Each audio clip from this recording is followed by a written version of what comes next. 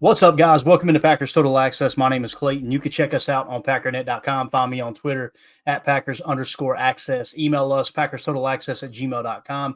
You can text us 865-658-5824. Join alongside Emilio in Tennessee here to talk some Packers as we are officially in San Francisco 49ers week when we got the Niners coming to town here this Sunday for a 3:25 Lambeau time kickoff. Going to be a lot of fun. I think they're calling for 44 degrees, a little cloudy. Not much wind, just a nice gloomy or late fall, I guess you could say late fall day in Green Bay, Wisconsin. It's going to be a lot of fun. Before we get started here, let's give Emilio, how you doing this evening, pal? Yeah, here we go. All I needed to hear, man. That's all I needed to hear. Ready, man, ready. Glad to be back. Gets dark quick. Wind stirred up. Going to get cold. Get that cold front rolling in. So about time to talk some football. Say it's better than the I alternative. don't want to pat you on the butt and you poop my hand, so. So that was Emilio's suggestion, guys. We got a new drop. So I think it's a great. I mean, Matt is. I'd probably put him up against any coach in the league right now for drops. I mean, at least he gives us. I'd rather have that than biting the kneecaps. Like at least that's got some meaning behind it. Mm-hmm. Completely agree. Prince in the chat said first snow here today. Just a dusting so far. It's snowing in Green Bay right now. I was just looking at the map. So.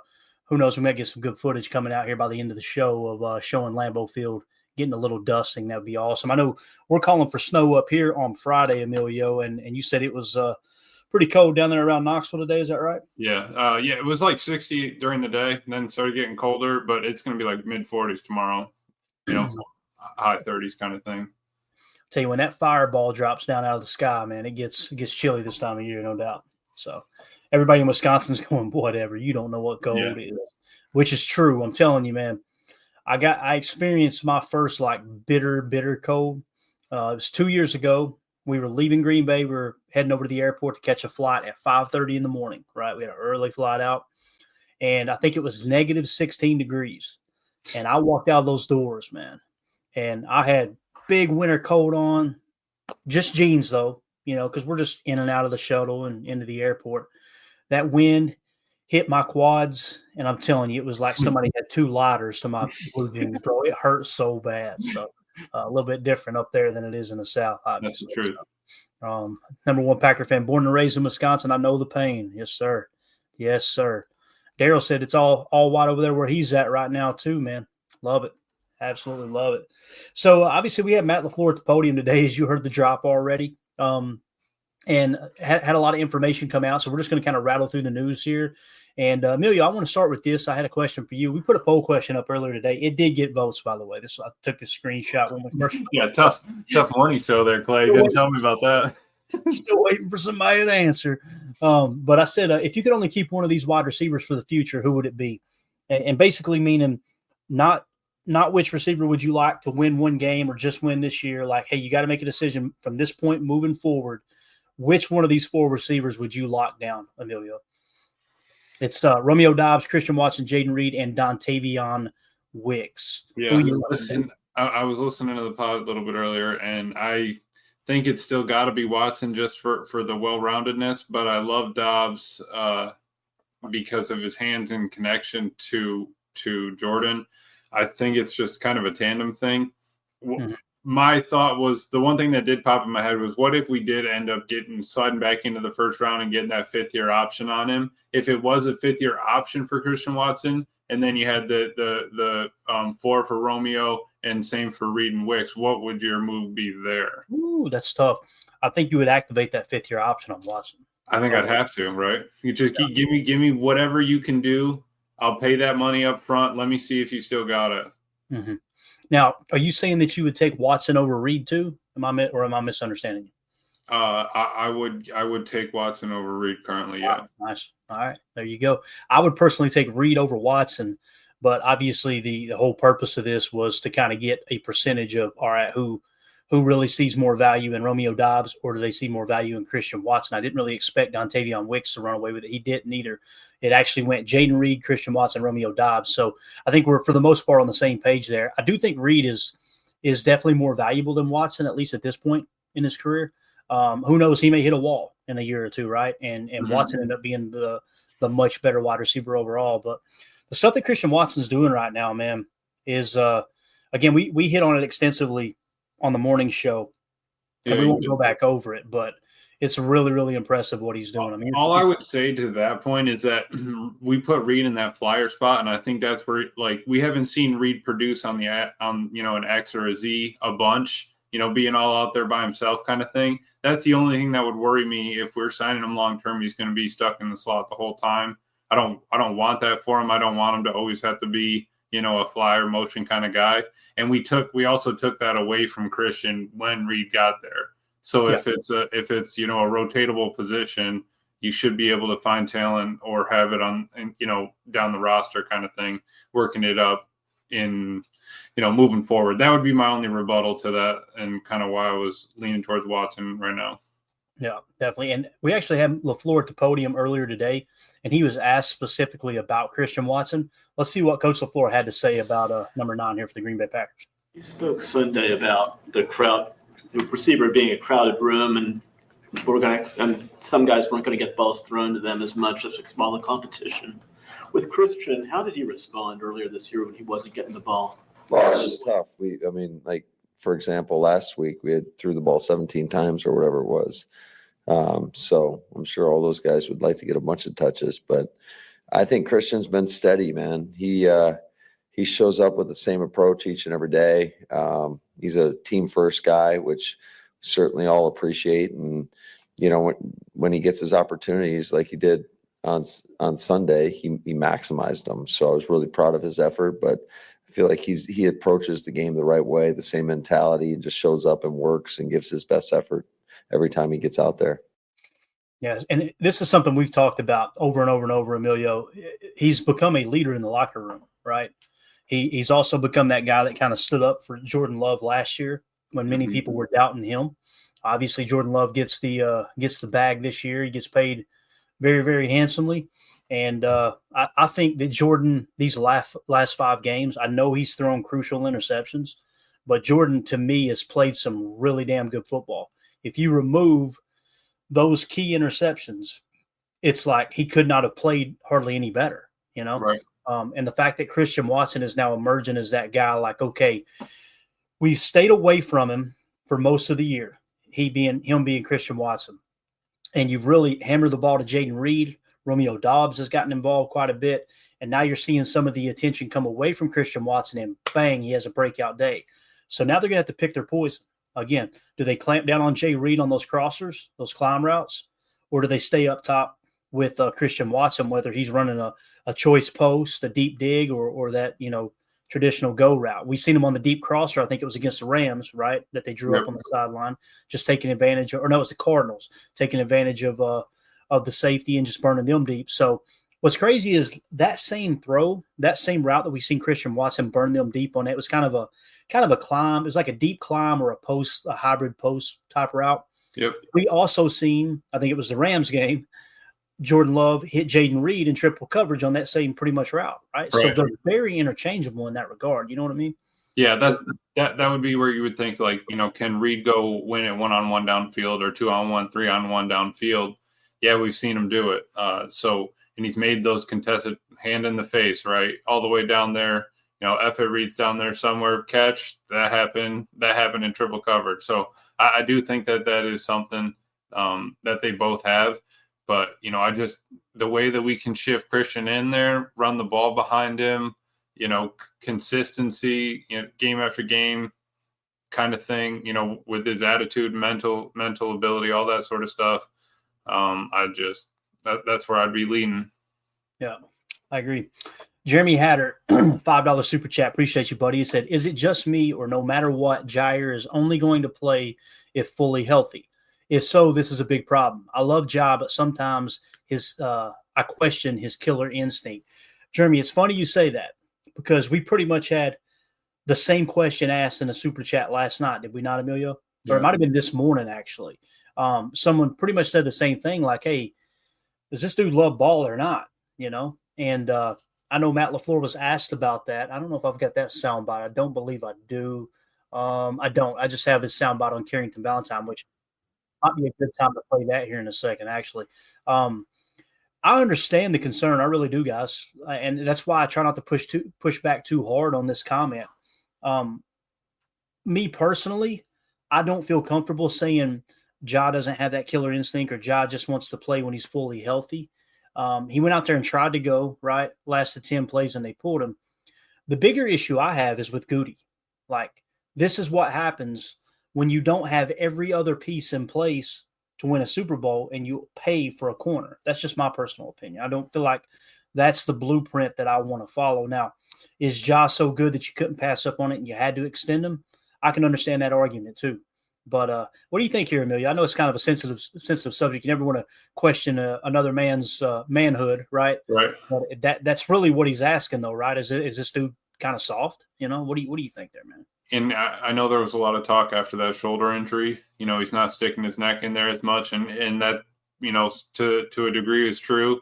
He wasn't throwing his shoulder in there. He wasn't dropping the head as much. But when he's out there, he has been, you know, producing. I think it was X that was talking in his interview today. You know, Ja's still there every day. He's still in the meetings. He's still watching film. He's still giving them pointers, trying to help them out. Still got the earpiece in. So it's not like he's mentally not there or mentally, you know, giving up or, you know, we've come so far from last year when it was, you know, Jaire having the questionable reactions and stuff like that. And, you know, walking out in Charlotte, and I'm just happy that we're past that point. And now the fact that we're trying to fight him on, you know, if he's fully healthy, does he have that killer instinct or anything like that? I think just once he gets back out on the field, it's going to be, you know, production from him.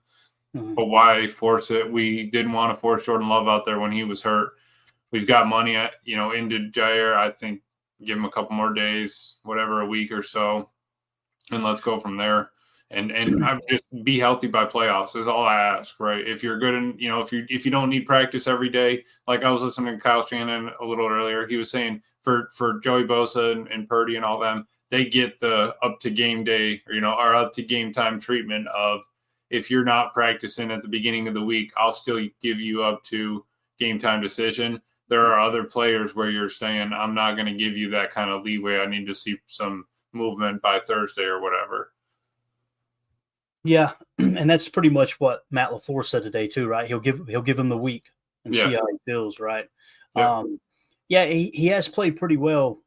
Again, I'm trying to see both sides, and I understand what Jeremy and the other listener earlier today or other viewer earlier today was saying, because, like, think about it. Let's just walk back. You got a guy who got suspended for making himself a captain, right? Yep. You go, okay, that's a negative mark. You seen him earlier this year completely bailing on his coverage, right, to go do it. We've counted twice. He's got 2 interceptions this year. Both of his interceptions were him breaking off his assignment and picking the ball up. So it's like you can't argue with the result. Mm-hmm. But from a coach's standpoint, you got to be looking at that going like, Ja, you can't leave your assignment. You just can't do that, you know. He did get absolutely cooked there in week 1 versus A.J. Brown. But other than that, he's played pretty damn well while he's on the field. So you don't feel like it's a production problem. I think he's still grading out in the top 20 in corners in the league, and that's what he's getting paid for, right? A starting caliber, you know, number 1 corner. Also within the defense, though, it's not like something where you have him follow their number 1. That doesn't happen on a consistent basis. And when it does, It seems like he's a little uncomfortable with it, seeing that what A.J. Brown did to him in week 1, you know? So I don't know, man. It just sucks because it keeps popping up. And then you throw in the availability factor that he's pretty much missed 50% of the games. That one's tough. In the last 37 games, right? He's only played 50% of the games. So I get it, Jeremy. I understand where you're coming from, man. I think I'm leaning towards disagreeing with you, but I'm not far off. I understand what you're saying, man. I really do. And, the half the games played is probably the toughest thing for me to wrap my head around. But if he makes a play in the playoffs, you know, no one's going to talk about it. Or if he makes a play in a game to get us to the playoffs, no one's going to remember week 11 when he, you know, was out with the knee or whatever, something like that. It's not going to matter in the moment.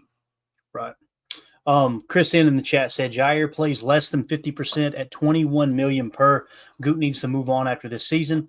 He's got trade value. He definitely has trade value. There's no That's two a ways fair about point. it. Yeah. And you can free up, I think we counted, what was it, $6 million you can free up if you were to part ways with him this year.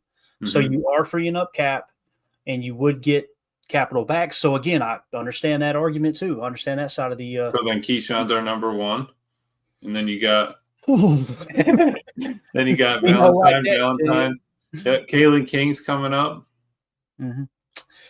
Greg Rice in the chat says Ja has not been the same player since he injured his shoulder earlier in his career. He makes business decisions, not tackling running backs. I can kind of see that as well, right?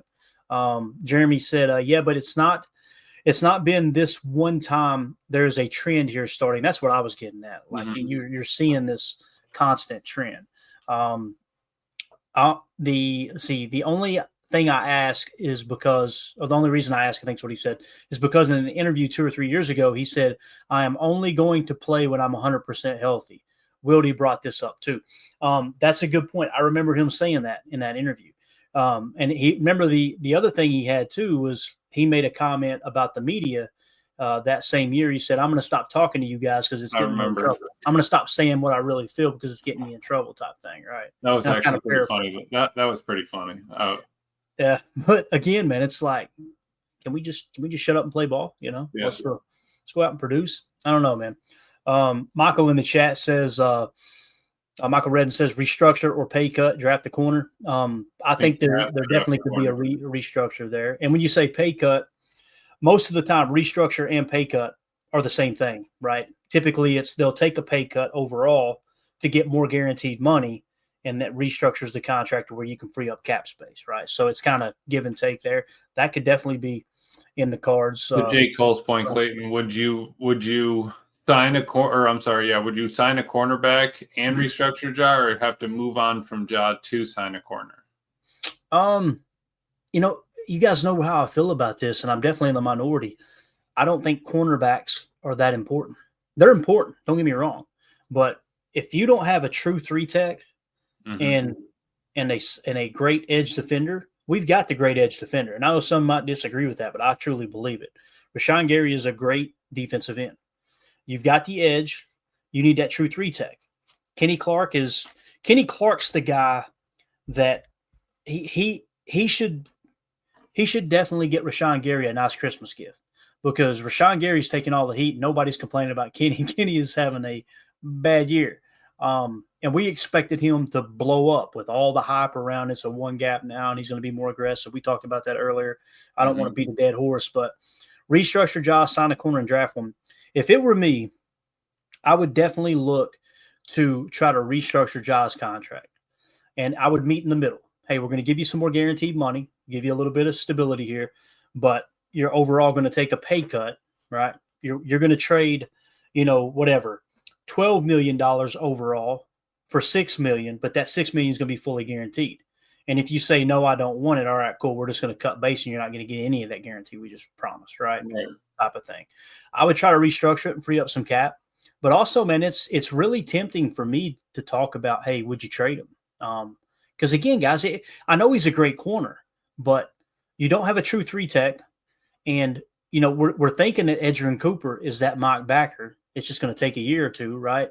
But you really don't have that Mike Backer either at the moment. Quay is not it. He's just not panned out. So isn't it funny we're sitting here talking about 2 first-round picks that are causing problems? That shouldn't be the case, right?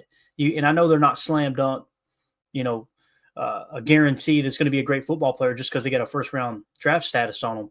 But you like to hit on more of those than you miss, obviously. So could LVN become our 3-tech piece? I don't think so, because with the true 3-tech, what you're looking for, Emilio, is that guy who can dominate in the run and the pass rush. What I was saying about LVN earlier today, about, hey, let's play him on the interior a little bit more. Right. That better suits his strengths. His strength is bull in the china shop. Let's just knock over this offensive lineman, run straight through him. And everybody's saying he needs to develop pass rush moves. He needs to develop this move, that move. We've seen a couple extra moves, but he's nowhere near perfecting them. We asked him to play a 34 edge, which there's a whole lot of contain there. That definitely wasn't in his wheelhouse, what they did at Iowa with him, right? and then you switch to a 4-3, and now you're asking him to play a 4-3 end. That's closer to what they asked him to do. But what he really excelled at Iowa, in my opinion, based off the tape, is playing that 3-tech. But the problem is 3-tech in college is way different than 3-tech in the pros. So I think he has the best shot of being a rotational interior pass rusher. That's kind of his strength. But when you got a first-round status, and what was he, 13th overall, right? I mean, that dude needs to be damn good from day one, and it just hasn't panned out, So I'm trying to think of what the original question was. I know you asked about LVM, but no, I was just saying, like, if he would be a 3-tech kind of thing, is that something that would pan out? And I was trying to think about it earlier too, maybe for the run aspect, but we wouldn't. I don't know how much interior pass rush he could get. I'd love to give him a shot at it, give him a chance. Try something, right? Right, yeah, right. If it's going to come down to year 3 and we're still not happy with what's going on, that man better move to the inside, and he's our new 1-tech or he's our new 3-tech, and just let him go to town, because you gotta at least see or build trade value to get him out of there. Yes, older. Yes. To add to the job discussion, how would you fellas feel about making a trade for a top end corner currently in the league, then drafting a high up corner in the NFL? So that's what Clayton was kind of just talking about trading, possibly trading Ja, maybe not for directly a corner, right, but or potentially a corner. I'd honestly be fine with if we're looking to flip him for a 3-tech or something on their way out. That'd be cool. But you only have a few stellars out there, right? I mean, the Rams aren't going to get rid of any of the young guys they just got. You got Quinn Williams, Dexter Lawrence, all of them. They're probably not going anywhere. So maybe you do build in the draft. Maybe you find someone coming out that you really like, and put all the eggs into the basket and say, we're actually going to get a 3-tech and not an edge this time, and give it a shot.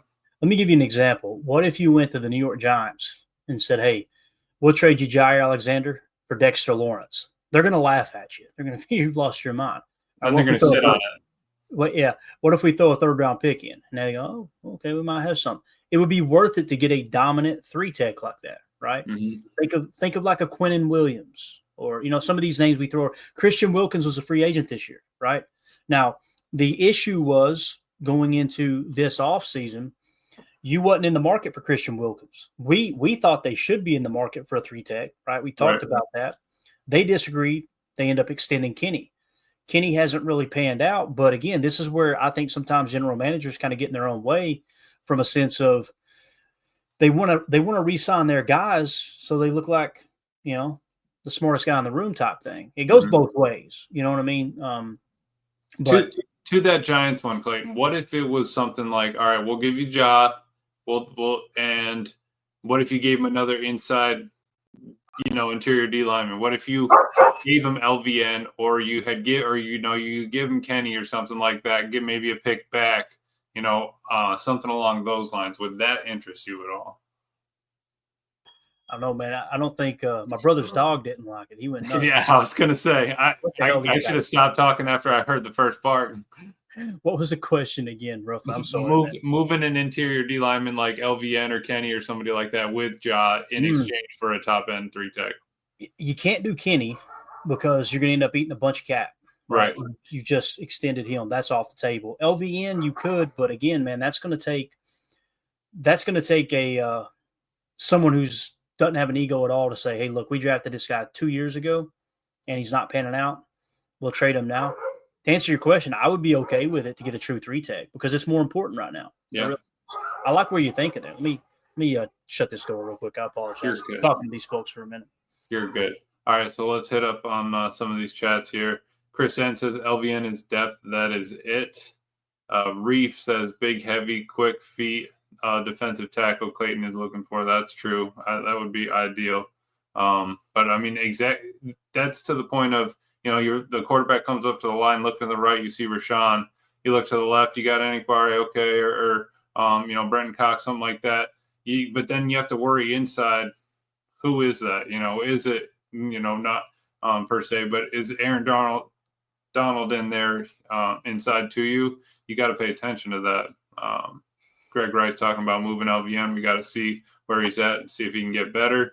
And then the number one Packers fan, we also have to remember Hafley is in year one and is figuring things out with these players as well. That's very true.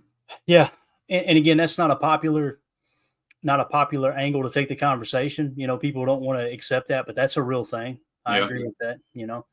It is going to take a little time. Like what Reef said here, a big, heavy, quick feet defensive tackle is Clayton is looking for. Like I said, just that guy that you can put opposite your edge on the interior where you're making the offense constantly think about where is our double team block going to be, And again, the great defenses have that. They do.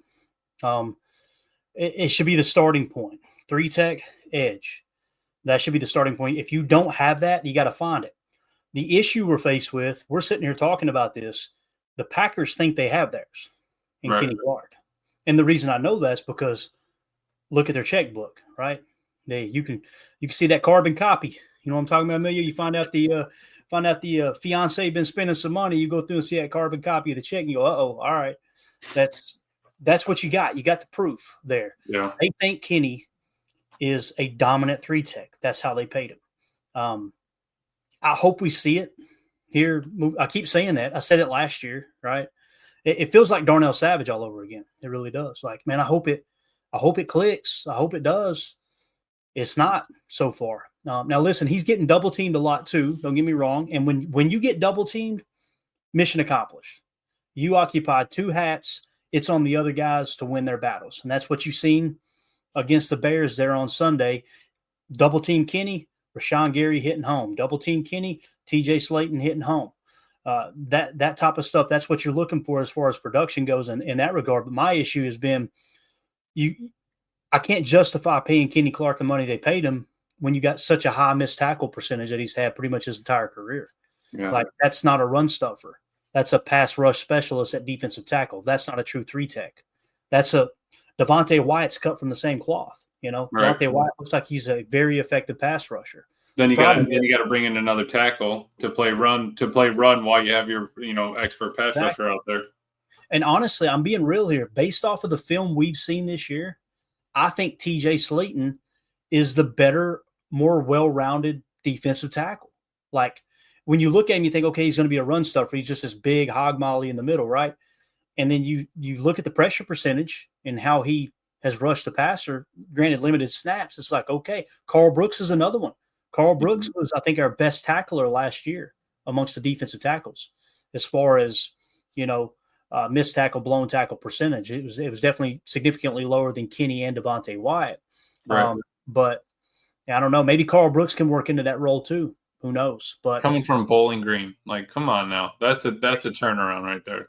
And that's why I'm team trade back every year. Like, you see me, like, we're in the first round trade. Could you imagine the haul you could have gotten for LVN? And when you talk trade back on round 1, if you've been a part of our draft party, bro. If you mention trade back in round 1 after Packer fans have waited all night to see a draft pick and you don't get one and you got to wait till the next night, it's brutal. People hate it. But imagine if you had traded back from LVN at 13 and picked do you understand the haul of picks you could have picked up?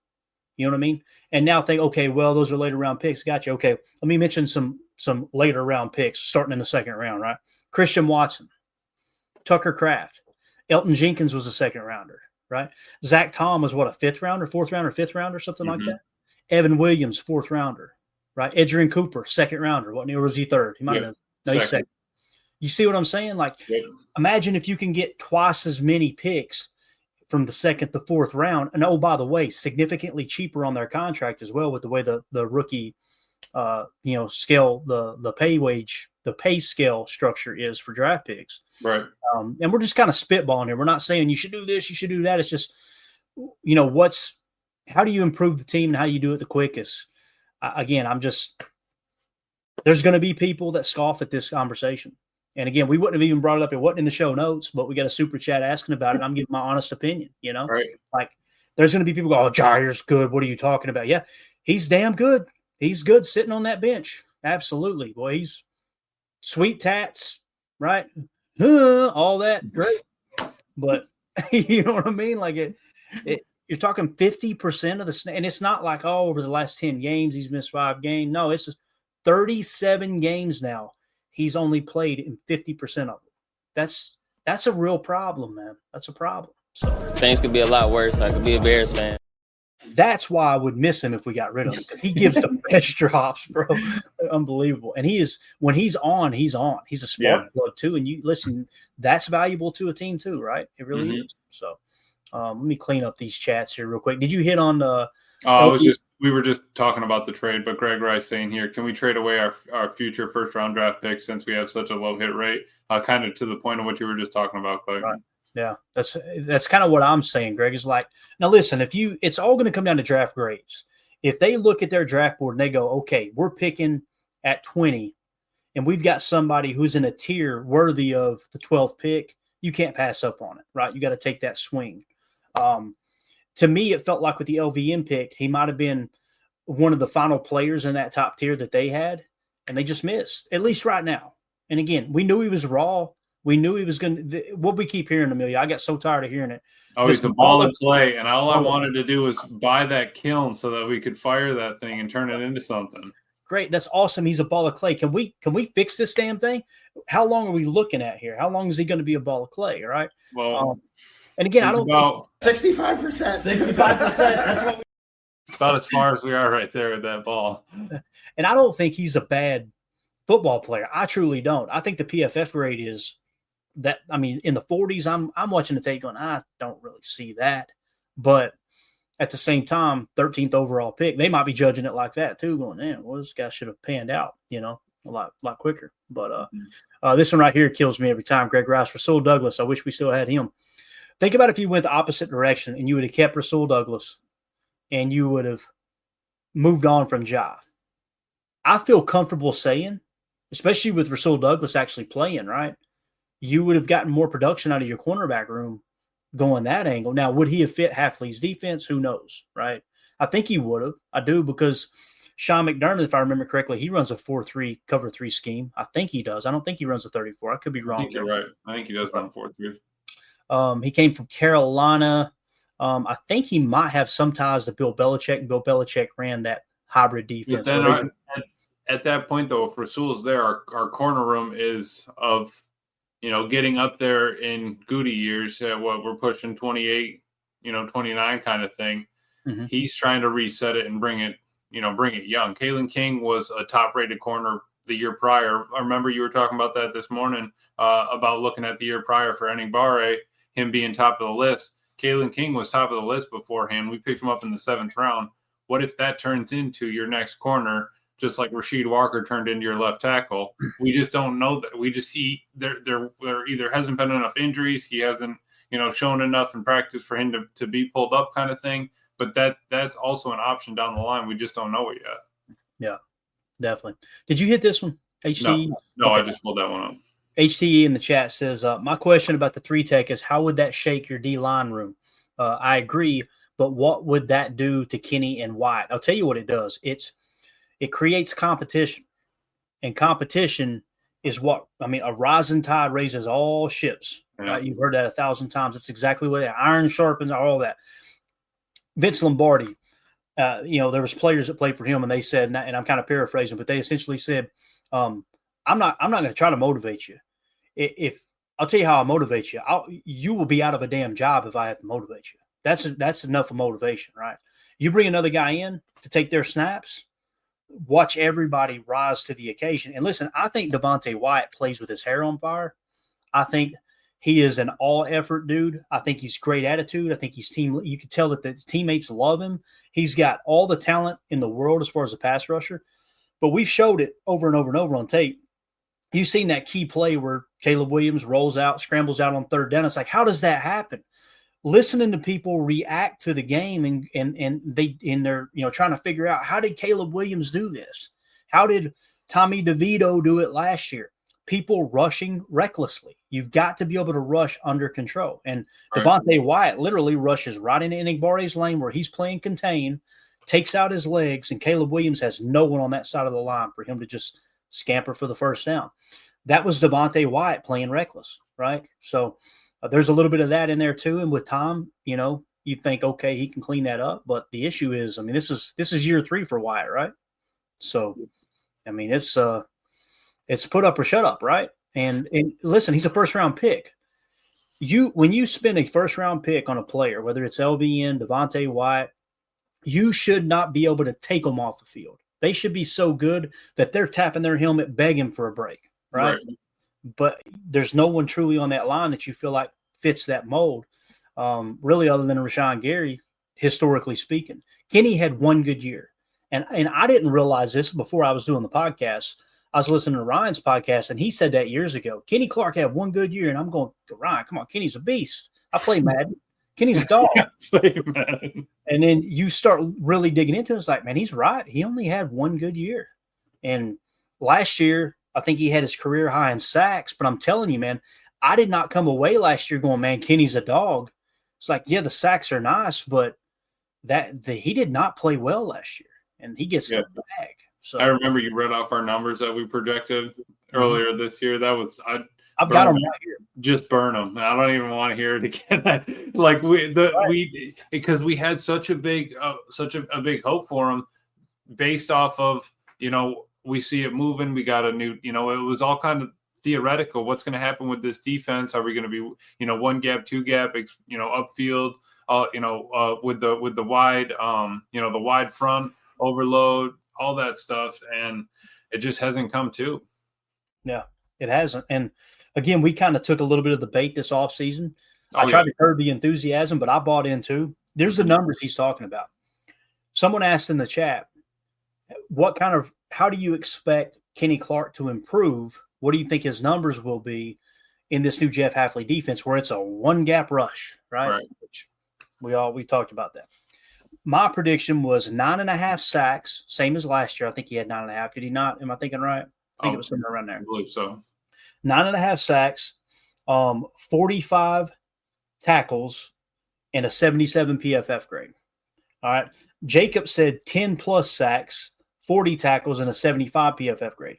Tim said 10.5 sacks, 45 tackles, 80 PFF grade. And you said 8.5 sacks, 55 tackles, 78 PFF grade. Now, I don't know what his tackle number is, but he is nowhere near those. Matter of fact, I'm going to do it. I'm going to pull it up. I was going to say, while you're pulling that up, I'm pretty sure I heard Wes and Mike talking, or somebody had said I was listening to, he has had no stats on the stat book the past 2 or 3 games. Not one dash in that book. That's a problem. I appreciate him eating up the double teams and all that, but I just put your paw on somebody, wrap them up, dive in there for a run, tackle, assist on something. We need that. Yeah. So if we go by tackles here, by the way, Zane Anderson still doesn't have a tackle. What the hell? It's only 2 snaps. I'm not sure if he's a real person or not still. But so leading the team, Quay Walker with 72 tackles, then McDuffie 56, blah, blah, blah, blah. Let's go on down here. Kenny Clark, 20 tackles so far. All right. And listen, tackles aren't like, as a defensive lineman, a defensive tackle, they're a great stat. That means you're holding your gap or you're penetrating and making the play. That's what that means. If a linebacker has a whole lot of tackles, you want to look at the tackle depth, which I don't have that information here in front of me right now. But when it comes to Kenny this year, 20 tackles. Now, we're more than halfway through the season. He is on pace to finish under our lowest prediction, which was Jacob at 40 tackles. Okay. So and I don't even know what it'd be. It'd probably be closer to like 35, 36 tackles is what he's on pace for, right? Yeah. Now you say, okay, tackles aren't everything. Well, everybody's in love with sacks, right? Kenny Clark, 0 sacks on the year, according to Next Gen Stats. That is wild. So you're saying I got a chance for my 8.5? You do. You're tracking. Now, if this is Price is right, you're still going over, sir. So you know what I mean? But it's a tough look. It really is. It's tough. And I know everybody likes to kind of get on Rashawn Gary, but when you look at the total pressures, quarterback pressures, Rashawn Gary has 31. Kenny has 15. Okay. Sacks, Gary leads the team with 3.5 sacks. Behind him is Devontae Wyatt. So there you go. You got a little bit of an upside there. Obviously. And here's what's crazy. When you look at go back to the quarterback pressures, look at TJ Slayton. TJ Slayton has played how many pass rush snaps? He's only played 109 pass rush snaps, and he's got 12 pressures. So now listen to this. Kenny Clark, who pretty much plays the same position. Kenny will play 1 tech from time to time, but most of the time he plays 3 tech. TJ Slayton has only played 109 pass rush snaps. Kenny Clark has played 241, more than 2 times the amount of pass rush snaps than TJ Slayton. And TJ Slayton only has 2 less quarterback pressures than him. That's what I'm talking about. When you look at pressure percentage, right? And you got to kind of filter out the noise here. Let's go to the defensive lineman. Let's just focus on interior defensive linemen. With interior defensive linemen and quarterback pressure percentage, so that's pass rush snaps, quarterback pressures, what the percentage? He's at 11%. Next of interior defensive lineman is Devontae White at 9.2. So he is our most effective defensive lineman, he being TJ Slayton, at getting pressure on the quarterback. You told me that in the offseason? I would have told myself I was high. That's what I would have said. Take that Kirby down the street. I'm telling you, I ain't buying it. Kobe Wooden at 9.1. Granted, he's got far fewer, at 55 pass rushes. Enigbare's at 8.5. Everybody's talking like Enigbare's having a great year, right? LVN's at 7.4. So it's not like he's way behind him as far as pressure percentage in that regard. But yeah, it's just something to kind of keep an eye on. And Preston Smith, 7.1%. He was more of a run defensive guy, in my opinion. I thought he was really good at stopping the run. It's a tough look. Kenny Clark's sitting at 6.2%. And again, he's getting double teamed. You got to take that into consideration. Carl Brooks is at 5.6%. So that's not a great number there. Now, again, you got to also take into effect, we've talked about this too, that what we're seeing on this 4-man rush, they're simulating a lot of pressure and they're only bringing 4 the majority of the time. And when they're bringing 4, they're actually only bringing 3 because we do have a touch spy mixed in there. You can see that all over the tape. And many times that is Kenny. And some people will go, man, you're paying him way too much money for him to be that touch spy. Let's put him in a position to get singled up. From a defensive coordinator standpoint, you're looking at it going, okay, I've got LVM, I've got Kingsley Enagbare, I got Devontae White, I got Rashawn Gary, you got Brenton Cox Jr. now.